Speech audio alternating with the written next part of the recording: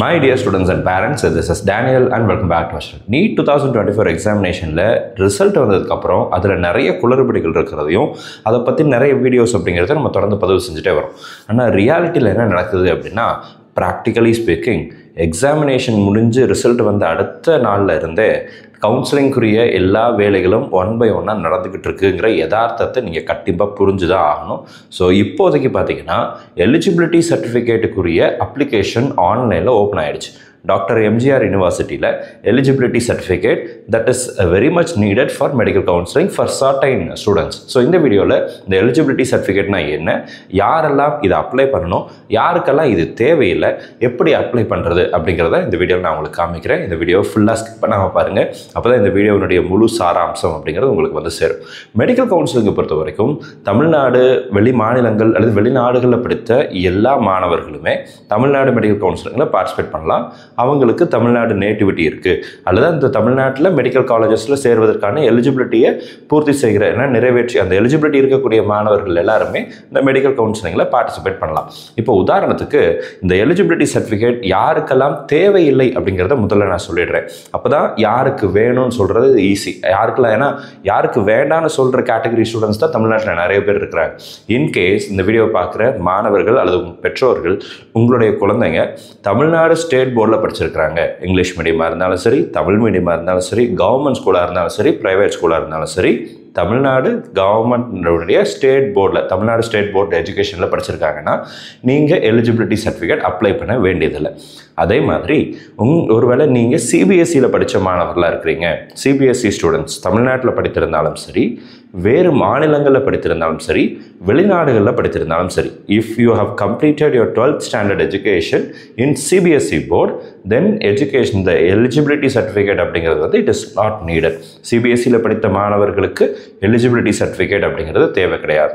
அதே மாதிரி இப்போது ஐசிஎஸ் சிலபஸில் ஒரு வேளை நீங்கள் படிச்சிருக்கிறீங்க, தமிழ்நாட்டில் வேறு ஸ்டேட்டில் அல்லது வெளிநாடுகளில் அப்ராடில் நீங்கள் படிச்சிருந்தாலும் சரி, ஐசிஎஸ் சிலபஸில் நீங்கள் படிச்சிருந்தீங்கனாலும் உங்களுக்கும் எலிஜிபிலிட்டி சர்டிஃபிகேட் வேண்டியதில்லை.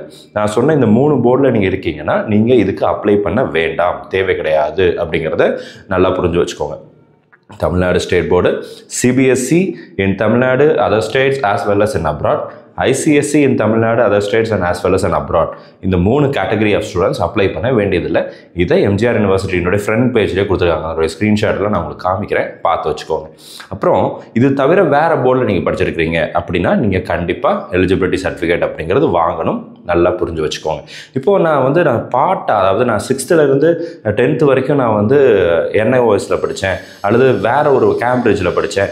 But and then I came back to CBSE or ICSE, இந்த மாதிரி ஏதாவது ஒரு சிலபஸில் மாறி இருக்குது அப்படின்ட்டு இருந்தாலும் 12th நீங்கள் கம்ப்ளீட் பண்ணது சிபிஎஸ்சியில், ஐசிஎஸ்சியில், தமிழ்நாடு ஸ்டேட் போர்டில் இருந்துச்சு அப்படின்னா 12th ஸ்டாண்டர்ட் உங்களுடைய கம்ப்ளீஷன் டிகிரி, உங்களுடைய ஸ்கூல் எஜுகேஷனுடைய முடிகிறது வந்து 12th ஸ்டாண்டர்டோடு முடியுது இல்லையா? 12th வந்து நீங்கள் சிபிஎஸ்சியில், ஐசிஎஸ்சியில் அல்லது தமிழ்நாடு ஸ்டேட் போர்டில் படிச்சிருந்தீங்கன்னா நீங்கள் அப்ளை பண்ண வேண்டியதில்லை. இதுதான் கிளியர் இன்ஸ்ட்ரக்ஷன்ஸ். ஸோ இப்போது இன்னும் சில மாணவர்கள் சொல்லுவாங்க, சார் நான் வந்து இப்போ அதர் ஸ்டேட்டில் ஒருவேளை நீங்கள் வேறு மாநிலங்களில் போய் அங்கே உள்ள ஸ்டேட் போர்டு எஜுகேஷன் படிச்சிருந்தீங்கன்னா கண்டிப்பாக பண்ணணும். தமிழ்நாடு தவிர வேறு மாநிலங்களில் அந்தந்த மாநிலங்களினுடைய ஸ்டேட் போர்டு எஜுகேஷன், நீங்கள் கேரளாவினுடைய ஸ்டேட் போர்டு, கர்நாடகாவில் ஸ்டேட் போர்டு, அப்போ அதே மாதிரி வேறு ஸ்டேட்னுடைய ஸ்டேட் போர்டு எஜுகேஷன் நீங்கள் படிச்சிருந்தீங்கன்னா கண்டிப்பாக எலிஜிபிலிட்டி சர்டிஃபிகேட் தேவை. நான் சொன்ன 3 கேட்டகரி தவிர மற்ற எல்லாத்துக்கும் வேணும் அப்படிங்கிறத ஞாபகத்தில் வச்சுக்கோங்க. இப்போது டாக்டர் எம்ஜிஆர் யூனிவர்சிட்டியினுடைய வெப்சைட்டில் உள்ளே போயிட்டீங்க அப்படின்னா அதனுடைய ஸ்க்ரீன்ஷாட்டில் நான் உங்களுக்கு காமிக்கிறேன். ஸோ அதில் click here for eligibility certificate அப்படிங்கிறது இருக்கிறீங்களா, இதை நீங்கள் கிளிக் பண்ணுங்கள். ஒரு லிங்க் ஓப்பன் ஆகும். இந்த லிங்க் ஓப்பன் ஆனோன்னு இன்ஸ்ட்ரக்ஷன் எல்லாம் பாருங்கள். அதில் என்னென்ன டாக்குமெண்ட்ஸ் வேணுங்கிறது போட்டிருக்காங்க, எவ்வளோ ஃபீஸ் கட்டணும் அப்படிங்கிறது போட்டிருக்காங்க, என்ஆர்ஐக்கு என்ன ஃபீஸ் வருது அப்படிங்கிறது எல்லாமே டீட்டெயிலாக போட்டிருக்காங்க. செக் பண்ணி பார்த்துக்கோங்க. அடுத்ததாக இந்த டாக்குமெண்ட்ஸ் எல்லாம் ரெடி பண்ணி வச்சுட்டு உங்களுடைய இதுக்கு போகும்போது அகாடமிக் இயரை செலக்ட் பண்ணுங்கள். 2024-25 அப்படிங்கிறத செலக்ட் பண்ணிவிட்டு கோர்சஸில் வந்து யூஜி அப்படிங்கிறத செலக்ட் பண்ணிவிட்டு அண்ட் அப்ளைங் ஃபார் அப்படிங்கிறதுல எம்பிபிஎஸ் அப்படிங்கிறத செலக்ட் பண்ணுங்கள். நீங்கள் எம்பிபிஎஸ், பிடிஎஸ், பிஎன்ஒஎஸ், பிஏஎம்எஸ், ஆயுஷ் கோர்சஸ் எல்லா கோர்சஸ்க்குமே அப்ளை பண்ணுறதா இருந்தால் எம்பிபிஎஸ் அப்படிங்கிறத செலக்ட் பண்ணிங்கன்னா போதும். நீங்கள் பிஎன்ஒஎஸ் மட்டும் படிக்கிறதா இருந்தால் பிஎன்ஒஎஸ் அப்படிங்கிற ஆப்ஷன் இருக்கும். நான் வேறு எந்த கோர்ஸ்க்கும் போல BNOS மட்டும்தான் அப்ளை பண்ண போகிறேன் அப்படிங்கிறவங்க அதை செலக்ட் பண்ணுங்கள். அதர்வைஸ் நீங்கள் மெடிக்கல் நீங்கள் எல்லா கோர்ஸ்க்கும் நான் போகிற ஐடியா இருக்குது, இல்லை MBBS மட்டும் தான் போகிறேன், MBDS மட்டும் தான் போகிறேன்னா MBBS அப்படிங்கிறத செலக்ட் பண்ணிக்கோங்க, நீங்கள் பண்ணிக்கலாம். ஸோ மற்ற டேட்டா எல்லாம் உங்களுடைய டீட்டெயில்ஸ், உங்களுடைய ஃபோன் நம்பர், இமெயில் ஐடி அதெல்லாம் கரெக்டாக கொடுங்க. அந்த மொபைல் நம்பருக்கு OTP வரும். OTP வேலிடேட் பண்ணதுக்கப்புறம் நீங்கள் உங்களுடைய மற்ற டீட்டெயில்ஸ் எல்லாம் கொடுத்துக்கலாம். NEET score, NEET application number, நீட்னுடைய ரேங்க்கு, இந்த டீட்டெயில்ஸ் எல்லாம் அங்கே ஃபில் பண்ணுற மாதிரி இருக்கும். ஃபில் பண்ணிவிட்டு நீங்கள் உங்களுடைய அந்த பேமெண்ட்டை கம்ப்ளீட் பண்ணிட்டீங்க அப்படின்னா எலிஜிபிலிட்டி சர்டிஃபிகேட் வித்தின் ஒரு 10 to 15 days ஆஃப் டைமில் நமக்கு வந்து சேரும்னு சொல்லி எதிர்பார்க்கலாம். ஸோ இந்த வீடியோ உங்களுக்கு யூஸ்ஃபுல்லாக இருக்கும்னு நினைக்கிறேன். இதில் ஏதாவது சந்தேகங்கள் இருந்துச்சுன்னா கீழே கமெண்ட் செக்ஷனில் டைப் பண்ணுங்கள். அடுத்து ஒரு டெமோ வீடியோவாக கூட நான் போடுறேன். ஸோ தட் அந்த வீடியோ அப்படிங்கிறது கண்டிப்பாக உங்களுக்கு யூஸ்ஃபுல்லாக இருக்கும். All the very best and thank you so much. இந்த எலிஜிபிலிட்டி சர்டிஃபிகேட் நிறைய பேருக்கு தேவையில்லை அப்படிங்கிறத சொல்கிறதுக்காக தான் இந்த வீடியோ பதிவு செய்கிறோம். இந்த வீடியோ எல்லா மாணவர்களுக்கும் ஷேர் பண்ணுங்கள். அப்போ தான் இந்த இன்ஃபர்மேஷன் இன்னும் நிறைய மாணவர்களுக்கு போய் சேரும். மறக்காமல் சேனலை சப்ஸ்கிரைப் பண்ணி வச்சுக்கோங்க. அண்ட் நம்ம போடக்கூடிய எல்லா வீடியோஸும் டெஃபினட்டாக உங்களுக்கு யூஸ்ஃபுல்லாக இருக்கும். All the very best and thank you so much.